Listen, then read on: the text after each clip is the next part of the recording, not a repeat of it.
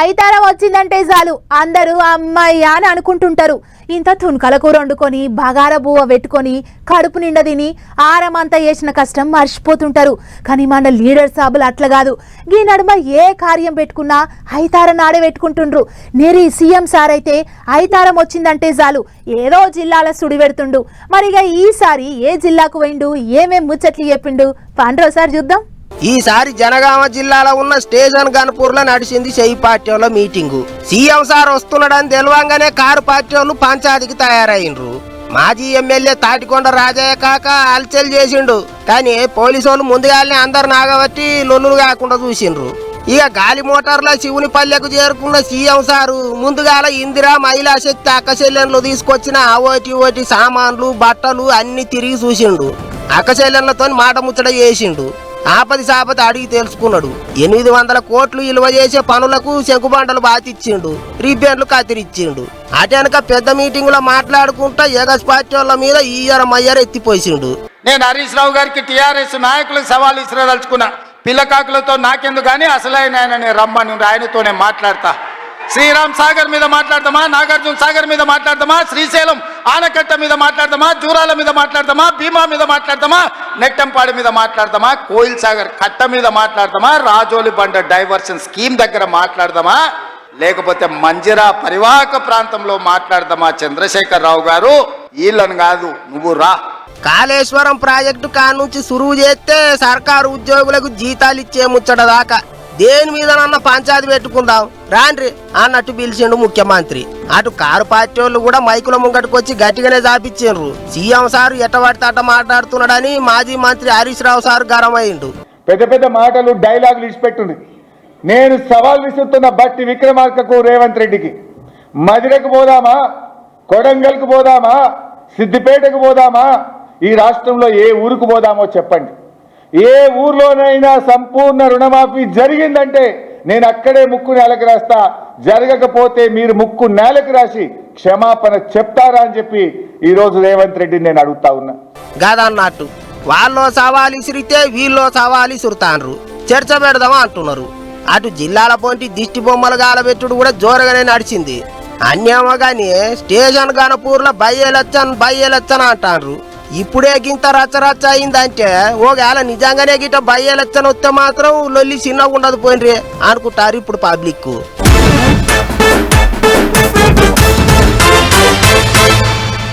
ఎంత తిప్పలవడ్డా ఎంత శాత చేసినా భారేడు కష్టానికి శారాన లాభం అన్నట్లే తయారైంది రైతన్నల పరిస్థితి.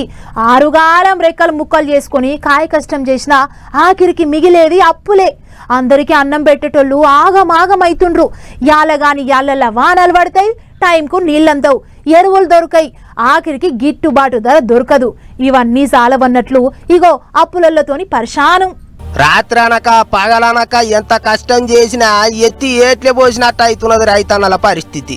ఇక చూడర్రే ఇప్పటికే అరిగోస పడుతున్నారంటే ఇక ఇప్పుడు అప్పులోలు చేయంగా ఇంగిత ఆగమయ్యే కథ అవుతున్నది. పాలేరు నియోజకవర్గం నేలకొండపల్లి మండలంలో ఏమైతున్నదంటే ఇగో రైతన్ననే చెప్తున్నాడు చూడర్రే. కొంత రుణమాఫీ కోసం అవుతుంది అంటే రుణమాఫీ కాలేదు సార్. నాకు హార్ట్ అటాక్ ఈ మధ్య 2 నెలల క్రితం వచ్చింది. దానికి ఒక 2.5 లక్షలు ఖర్చు అయినాయి సార్. ఈ మాఫీ కాలేదని బ్యాంకుల చుట్టూ తిరుగుతున్నాం. అయితే ఇగొత్త అంటే పేర్లు రాలేదు సార్. దానికోసం తిరిగి ఇదవుతున్నాం. ఈలోగా వారం రోజుల క్రితం ఒక నోటీస్ ఇచ్చారు మేడం గారు, బ్యాంక్ డిసిసిబి బ్యాంక్ వాళ్ళు. ఇస్తే కడతంలే మేడం గారు అని చెప్పాము. అయినా కూడా వచ్చి ఎర్రజెండాలు బాతారు సార్ మాకు. కాదన్నట్టు ఈ నేలకొండపల్లి మండలంలో ఉన్న ఊర్ల పొంటి అప్పులు కట్టాలని రైతులకు నోటీసులు ఇచ్చి భూమి చుట్టూ ఎర్రజెండాలు బాతినరాట. నోటీసులు ఇచ్చినా సరే రైతులు ఎవ్వరు సప్పుడు చేస్తలేరని ఎర్రజెండాలు బాతినరాట బ్యాంక్ ఆఫీసర్లు. చేన్లు శెలకలు తాకట్టు పెట్టి చాలా మంది రైతన్నలు అప్పు తీసుకున్నారట. ఈ నేలకొండపల్లి పల్లెల పొంటే 2 కోట్ల బకాయిలు ఉన్నాయట. అందుకే నోటీసులు ఇచ్చినామంటున్నారట బ్యాంక్ ఆఫీసర్లు. ఇంకో దిక్కు పంటలు పండుతలేవు, గిట్టుబాటు ధరలు లేవు, సర్కారు వాళ్ళే ఆపతి కాలంలో ఆదుకోవాలి అంటున్నారు రైతన్నలు. పంటలు చూస్తే అట్లున్నాయి, పురుగు మందులు వీటికి వాటికి ఇబ్బంది. బాగా రైతులు ఇబ్బంది పడుతున్నారు. బ్యాంకు వాళ్ళని దయచేసి గవర్నమెంట్ ఏమైనా హామీ ఇస్తుందా బ్యాంకు వాళ్ళు, లేదా గవర్నమెంట్ ఒక ప్రకటన చేసి బ్యాంకు వాళ్ళు మీరు పోవద్దు, అట్లా రైతులు వాళ్ళు కొద్ది చేదిరిగా కడతారని అట్లా ఒక డేట్లు పెట్టడం వెనక్కి అలాంటివి లేకుండా వాళ్ళ పని వాళ్ళు చేసుకుంటుంటే వీళ్ళ పని వీళ్ళు చేసుకుంటే ఎవరికి సమాధానం లేవు, దిక్కుదోసని పరిస్థితుల్లో రైతులు ఉన్నారండి. బ్యాంకులోళ్ళు పీకల మీద ఊకోకుండా సర్కారు వాళ్ళే వాళ్ళకు బ్రేకులు వేయాలి అన్నట్టు మాట్లాడుతుండ్రు రైతన్నలు. జర చెయ్యి తిరిగితే మా అప్పులు మేము కట్టుకుంటాం, సర్కారు వాళ్ళు కూడా జర సాతీయాలే అన్నట్టు అడుగుతాండ్రు. మరి ఇక ఏం చేస్తారో ఏమో చూడాలి. కానీ భూమినే నమ్ముకొని బతుకుతున్న వాళ్ళకు గిట్ల గడికో కష్టం తలుపు దాడుతాంది. మన అందరి కొరకు తిప్పల పడే రైతన్నలకు గీ కష్టాలు ఎన్నడబోతాయో ఏమో అనుకుంటారు ముచ్చట చూసిన పబ్లిక్.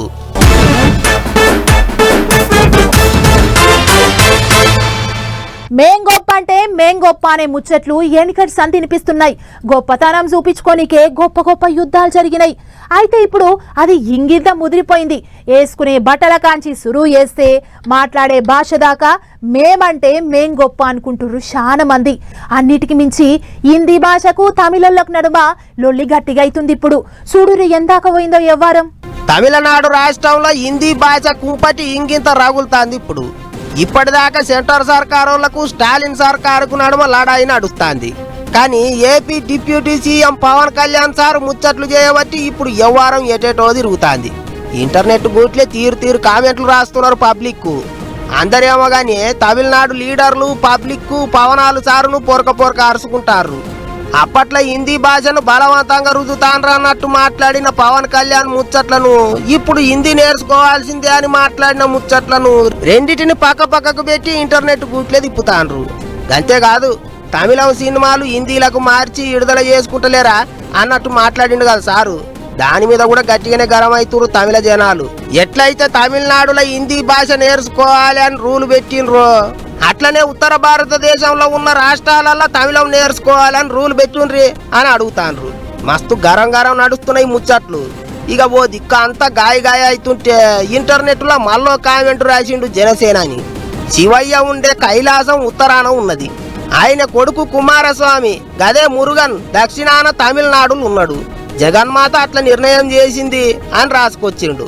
అంటే ఉత్తరం దక్షిణం రెండింటికి తేడా లేదు, అంతొక్కటే అన్నట్టు రాసుకొచ్చిండు. దీని మీద కూడా సోషల్ మీడియాలో తీరు కామెంట్లు రాస్తుండ్రు. ఓ ఒక్కొక్క మాట కాదు పోయినరి పొట్టు మరి ఇక యాందాక పోతుందో ఏమో గానీ భాషల పంచాది బాగా మండుతాంది ఇప్పుడు.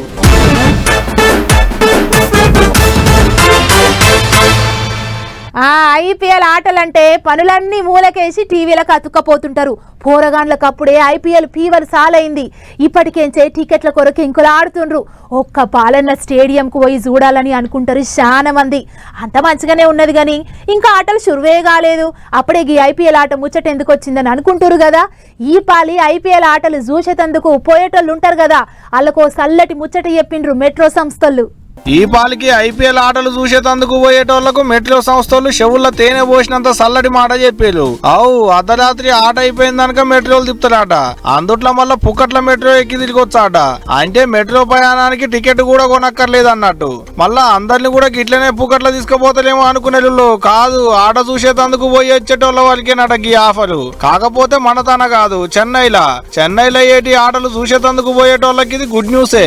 ఆటలు చూసేటందుకు కొనుక్కున్న టికెట్ ఉంటే చాలు, అర్ధరాత్రి ఇంటికి పోయేటప్పుడు మెట్రో టికెట్ లేకున్నా ఏం లేదు, ఇక ఆటల టికెట్ చూపెడితే పుక్కట్లనే తీసుకుపోతాడు అన్నట్టు.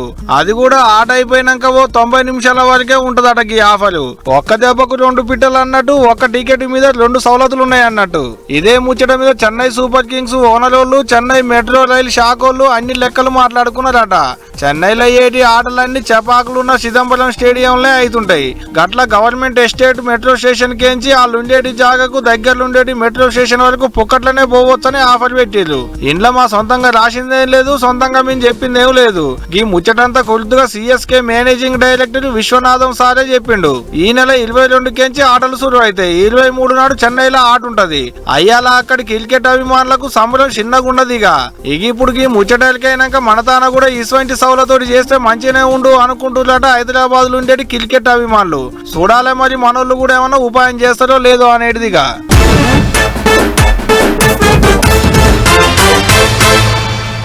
ఎర్రటెండకు మనుషులే మలమల మాడిపోతుండ్రు. అసొంటిది మూగ జీవాల పరిస్థితి ఏంది చెప్పుర్రి. అందుకే దినం ఇంట్లోకెంచి డ్యూటీకి వచ్చేటప్పుడు ఓ మట్టి పాత్రల నీళ్లు పోసి బయట పెట్టొస్తున్నా.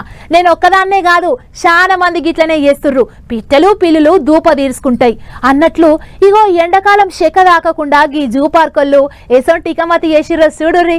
ఆగో ఆగో గాండ్రు గాండ్రు అనే పెద్ద పులులు సూత ఎర్రటి ఎండలకు తోక ముడుస్తున్నాయి. వడగాల్పుల ముంగట పులి గాండ్రింపులు కూడా చిన్నపోతున్నాయి. అందుకే దినావు 2-3 సార్ల జూ పార్కులలో పెద్ద పులులకు సన్నీటి తాళాలు చేయిస్తాండ్రు. పైపులు పెట్టి నీళ్లు చిమ్ముతాండ్రు. ఆ చూడరే నీళ్లు చిమ్ముతా అంటే ఎట్లా అటు ఇటు తిరుగుకుంటా పెయ్యి అంతా చల్లగా చేసుకుంటున్నదో పులి. ఇట్లనే నీటి ఏనుగులు బాతులు అవోటి అన్ని జీవాలను గరం గరం గాడుపుల నుంచి చల్లబడేటట్టు చేయనికే గిట్ల తీరొక్క ఇగురని చేస్తుండ్రు. పెద్ద పులులు ఉండే ఇనుప అర్రల కాడ పంకలు 5వ నెంబర్లు పెట్టి తిప్పుతాండ్రు. అచ్చం మనుషుల తీరుగానే జీవాలను కాపాడుతుండ్రు. ఇదైతే కర్ణాటక రాష్ట్రంలో ఉన్న మంగళూరు జూ పార్క్ గాని దేశంలో ఉన్న అన్ని జూ పార్కులల్లో ఇప్పుడు గిట్లనే చేస్తాండ్రు. ఇది ఇట్లుంటే 2 తెలుగు రాష్ట్రాలల్లో మెల్లగా 40 డిగ్రీలకు పోతున్నది గర్మి. ఇంకో 3 దినాలు వడగాలులు దాబాయించి జరుగుతాయట. మార్చి 20 నుంచి 24 మధ్యలో చెడగొట్టు వానలు పడతాయి అంటున్నారు. రైతన్నలు పైలంగా ఉండాలి అన్నట్టు చెప్తుండ్రు. నెరి మామిడి రైతన్నలు ఇంగింత పైలంగానే ఉండాలి అంటున్నారు. ఉరుములు పిడుగులు వడగండ్లతోని మొగులు గడగడమంటదట. అందుకే 20 తారీఖు తర్వాత జర పైలంగానే ఉండాలి రైతన్నలు అని ముందుగానే వాతావరణ ఆఫీసర్లు హెచ్చరికలు చేస్తాండ్రు. ఏమైనా ఈసారి ఎండలే కాదు చెడగొట్టు వానలు కూడా గట్టిగానే ఉన్నట్టున్నాయి. ముందుగానే అన్ని తీర్ల తయారుగా ఉండుర్రి.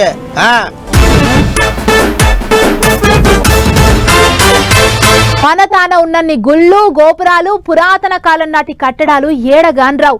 తాతల కాలం నాడు కట్టిన కట్టడాలను చూసేటందుకు చాలా మంది బండ్లు కట్టుకొని పోతుంటారు. కొండల నడుమ గుట్టల నడుమ అడవులలో ఉన్న దేవుళ్ళ గుళ్ళెన్నో మరుగున పడిపోయినవి కూడా ఉన్నాయి.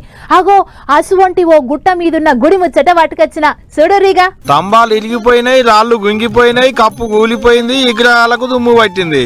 లోపల శివుని బొమ్మలున్నాయి, లక్ష్మీ నరసింహస్వామి బొమ్మలున్నాయి. గాని ఇది గుడి కాదు. క్రీస్తు శకం 6వ శతాబ్దం నాడు కట్టిన పురాతన కట్టడం ఇది. ములుగు జిల్లాలో ఉన్న కొత్తూరుకు పక్క పాయింట్ ఉన్న అడవులలో ఉంటది ఈ గుట్ట. ఇక్కడ మా గ్రామస్తులు పూర్వీకులు కూడా ప్రతి సంవత్సరము జూన్ మాసంలో వర్షాలు పడే తొలకరి సమయంలో వరదభాషం అనే కార్యక్రమం నిర్వహించడం జరిగేది. అది ఎందుకంటే వర్షాలు విస్తారంగా పడి పంటలు పండుతాయనే నమ్మకంతో మా పూర్వీకుల నుంచి ఆ ఆచారం ఉంది. ఇక్కడ బండల పైన పాయసం పోసి స్వామివారికి అర్చన చేసి నాలుకతోని చిన్న పిల్లల కాంచెలి ఈ వృద్ధుల వరకు నాలుకతో నాకడం అనే ఆచారం ఉంది. దానివల్ల వర్షాలు విస్తారంగా పడతాయని. పచ్చటి అడవిలో చుట్టూ కొండల నడిమిట్లున్నది. చూసేటందుకు పాడుపడ్డట్టే ఉన్నది కానీ దీనికి 1000 ఏండ్ల చరిత్ర ఉన్నది. అచ్చం 1000 స్తంభాల గుడిగానే ఉన్నది. బండ మీద బండ పెట్టి మొత్తం రాళ్లతోనే కట్టేరు. అప్పుడెప్పుడో క్రీస్తు శకం 6వ శతాబ్దంలో విష్ణు కుండినులు కట్టించిరాట.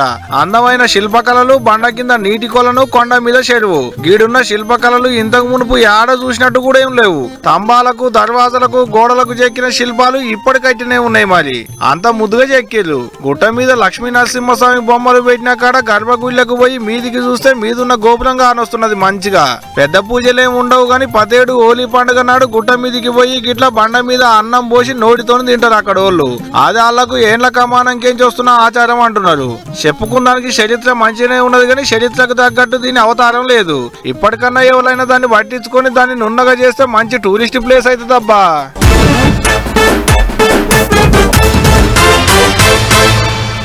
గా నడుమో సినిమా చూసినబ్బా నేను. ఓ రాష్ట్రంలో ఓట్లేయాలంటే భయపడుతుండేటి పబ్లిక్ ఓ కొత్త ఎలక్షన్ ఆఫీసర్ను పంపిస్తారు. ఏండ్ల కామారంకెంచి ఓట్లు పడని రాష్ట్రంలో ఆయన ఓట్లేపిద్దామని చూస్తే గుండగాళ్ళొచ్చి ఇది నా అడ్డా, నేను చెప్పినోడే ఈడ సీఎం అన్నట్లు చెప్తుంటాడు. ఓట్ల అధికారి కాళ్లకు గజ్జలు గట్టి డాన్స్ చేపిస్తాడు. అదంతా సినిమాలో గాని నిజంగా కూడా అసువంటివి ఉంటాయా అంటే ఎందుకుండయి. ఓ కాడ ఏకంగా పోలీసులతోని డాన్స్ లేపించిండు ఓ లీడరు. గదెక్కన్నో చూడుర్రి. డ్యూటీ ఇడిచిపెట్టి డాన్స్ ఏమి వేస్తలేడు. డ్యూటీలోనే డాన్స్ వేసిండు. డాన్స్ వేస్తేనే డ్యూటీ ఉంటది, లేకుంటే యూనిఫామ్ ఉడుల్లా అవుతుందని బెదిరిస్తే డాన్స్ వేసిండు. గిట్లా అవు డాన్స్ వేస్తావా లేకుంటే సస్పెండ్ చేయాలని డ్యూటీలో ఉన్న కానిస్టేబుల్ ని ఎమ్మెల్యే సారి బెదిరించిండు ముందుగాల. ठीक है, बुरा मत मानो, होली है, आज नहीं थूका लगाओगे तो सस्पेंड कर दिए जाओगे, बुरा मत मानो, होली है। బీహార్ రాష్ట్రంలో ఎందుకు ఇచ్చంతరాల ముచ్చట. బీహార్ మాజీ సీఎం లాలూ ప్రసాద్ యాదవ్ కొడుకు తేజ్ ప్రతాప్ యాదవ్ తన గన్మెన్ కొలువు చేస్తాడు ఈ పోలీస్ అన్న. ప్రతాప్ యాదవ్ కూడా ఎమ్మెల్యేనే. అక్కడ పోలీస్ అంబురాలలో డ్యూటీలున్న కానిస్టేబుల్ ని పిలిచి పాట వేపిస్తా డాన్స్ వేయాలని అడిగిండట. ముందుగాల యూనిఫామ్ వేసుకుని డ్యూటీలున్న డాన్స్ ఎట్లేస్తాడని అడిటి చూస్తుంటే డాన్స్ వేయకుంటే సస్పెండ్ అవుతామని బెదిరించిండట. ఇక మింగలేక కక్కలేక ఎట్టయితే అట్టనే అయిందని గిట్లా 2 స్టెప్పులు వేసిండు. ఇప్పుడు గా వీడియో సోషల్ మీడియాలో పెట్టేటాళ్లకు ఆడబడి ఈడబడి పోలీస్ పెద్ద ఆఫీసర్ల కంట్లో పడ్డది. డ్యూటీలున్నావు, యూనిఫామ్ వేసుకుని గడ్డట్ట డాన్సులు వేస్తామని కానిస్టేబుల్ అన్ననే సస్పెండ్ చేసారు ఆఫీసర్లు కూడా. కొలువేడబోతుందోనని భయంతో డాన్సులు వేస్తే ఇటు ఆఫీసర్లు కూడా గరం అయ్యి అన్నట్టు. ఇప్పుడు ముచ్చట ఇంత బయటికి పోయేటాళ్లకు దొరని దండలేక దొర తొత్తును తన్నట్టు బెదిరించి ఎగిరిచ్చిన ఎమ్మెల్యేని ఏం చేయలేక భయంతో డాన్సులు వేసిన పోలీస్ అన్నను సస్పెండ్ చేసిరు అనుకుంటున్నారట చాలా మంది. అసలుగా కానిస్టేబుల్ అన్నను ఎగిరిచ్చినట్టు పెద్ద ఆఫీసర్లను కూడా బెదిరించి డాన్సులు వేపిస్తే తెలిసేది కానిస్టేబుల్ బాధ అనుకుంటున్నారట ఇంతమంది. ఎమ్మెల్యే గారి లీలలు గీ ఒకటే కాదుల్లో ఇంకా చాలా ఉన్నాయట. హోలీ పండుగ నాడు పోలీసు వాళ్ళు ఆపుతుంటే కూడా అటనే ఆగకుండా బండేసుకుని రయ్య ఉరుకుతుంటే వెనకకేంచి పూటోలు కూడా కొట్టిరు పోలీసు వాళ్ళు. హోలీ పేరుతోని గిట్లా వచ్చిన వాళ్ళకల్లా బట్టలు చింపేటి కార్యం ముంగటేసుకున్నాడు ఎమ్మెల్యే సారు. ఎక్కడిచ్చంతరమో ఏమో పోండ్రి.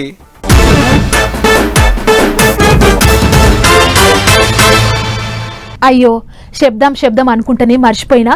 ఇక బుడ్డ ముచ్చట్లున్నాయి, అవి కూడా పాలు చూడరు జరా. పార్టీ ఎంపీ డీకే అర్నక్క ఇంట్లో దొంగలు పడ్డదాట.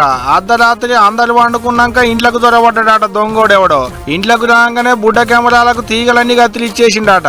అందరు పడుకున్నారు కాబట్టి ఇక పరాకత్తుగా 2 గంటల దాకా ఇల్లంతా తిరిగి ఎంకులాడిండట సొమ్ములు ఏమన్నా దొరుకుతాయేమోనని. అందులో 1 గంటకు మీదనే వంటగదిలో ఉన్నాడు దొంగోడు అంటున్నారు పోలీసు వాళ్ళు. దొంగలు వచ్చిన యాళ్లకు ఎంపీ మేడం అయితే ఇంట్లో లేదట. వాచ్మెన్ ఇచ్చిన ఫిర్యాదు తీసుకొని పోలీసు వాళ్ళు కేసు రాసుకొని దొంగల్ని ఎంకులాడే పనిలో పడ్డారు. అయితే ఇంట్లో గంతగానం తిరిగిందంటే ఇల్లంతా ఎరుకున్నోళ్ళు చేసిన పనే అంటున్నారు. ఎవరు గుర్తుపట్టకుండా చేతులకు గ్లౌజులు, మూతికి మాస్క్ కూడా పెట్టుకుంటాట దొంగోడు. అయితే అయినా దొరకబడతారు మన పోలీసు వాళ్ళు. ఎంపీ మేడం ఇంట్లో దొంగతనానికి పోతే ఊకుంటారా? దొరికితే ఇక తాతకు తలవాలే పోండ్రి ఆ మాపంతా. చెస్ ఆట ఆడి దునియా రికార్డులకు ఎక్కిండు నల్గొండ జిల్లా మిర్యాలగూడలో ఉండేటి కార్తికేయ అనేటికి తమ్ముడు. అదే నోబుల్ బుక్ రికార్డులకు ఎక్కిండు అన్నట్టు. యాదగిరిపల్లిలో పెట్టిన చెస్ ఆటల పోటీలో 180 బోర్డుల మీద పావులు కదిలిచ్చిండట ఒకటే పారి. మొత్తం 9 నిమిషాల 40 సెకండ్లలోనే పావులు జరిపిండట. అట్ట ఇంతకు మునుపుకి రికార్డు ఏపీ సీఎం చంద్రబాబు మనవడు నారా దేవాంశ్ పేరు మీద ఉండే. అప్పుడు దేవాంశ్ 11 నిమిషాల 59 సెకండ్లలో జరిపితే ఈ తమ్ముడు ఇప్పుడు 10 నిమిషాలకు లోపలనే జరిపి దేవాంశ్ రికార్డును బ్రేక్ చేసిండు అన్నట్టు. గంత గొప్ప ఆట ఆడినందుకు అందరూ మస్తు మెచ్చుకుంటున్నారు తమ్ముని. గంత గొప్ప రికార్డు అందుకుంటే ఇక మెచ్చుకోకేం చేస్తారు? తమ్ముని మనం కూడా తారీఫ్ చేయాల్సిందే మరి. రద్దయిన పాత నోట్లను పట్టుకున్నారు పట్నం పోలీసు వాళ్ళు. పట్నంలో ఉన్న తాజ్మహల్ హోటల్లో పాత నోట్లను మార్పిడి చేస్తున్న మూటాను పట్టుకుని అరెస్టు చేశారు. ఏం తక్కువ 55.5 లక్షల వరకు విలువగల నోట్లు ఉన్నాయట. మొత్తం 500, 1000 రూపాయల నోట్లే ఉన్నాయి. నోట్ల మార్పిడి అప్పుడు మార్చుకుంటే ఇన్కమ్ ట్యాక్స్ కట్టాల్సి వస్తుందని అట్టినే దాచిపెట్టుకున్నారట. ఇప్పుడు కమిషన్లు తీసుకొని పాత నోట్లను మార్చేటి బోకరిగాండ్లు తారసపడేటాలకు ఈ కార్యం ముంగటేసుకున్నారు. 10% కమిషన్ మాట్లాడుకున్నారట ముందుగానే. కానీ ఇప్పుడు గిట్ట దొరికేటాళ్లకు నెత్తిన చేతులు పెట్టుకునేటి ఖాతా అయింది. ఊరికే అప్పుడు మార్చుకుంటే ట్యాక్సీ పోగా ఎంతో కొంత మిగిలేదు ఉండే. అత్యాశకు పోతే ఉన్న కాడికి వాయే. ఇప్పుడు మీదికేంచి మళ్ళీ కేసు కూడా ఆయే. ఏం మనుషులు మోపైలా నాయన మీ మీద మనువాడా అని మస్తు తిట్టిపోస్తున్నారు ఈ ముచ్చటానికైనా పబ్లిక్.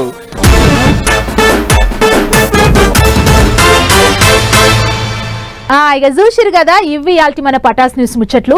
మళ్ళీ రేపు మంచి ముచ్చట్లతోని కలుద్దాం. నమస్తే.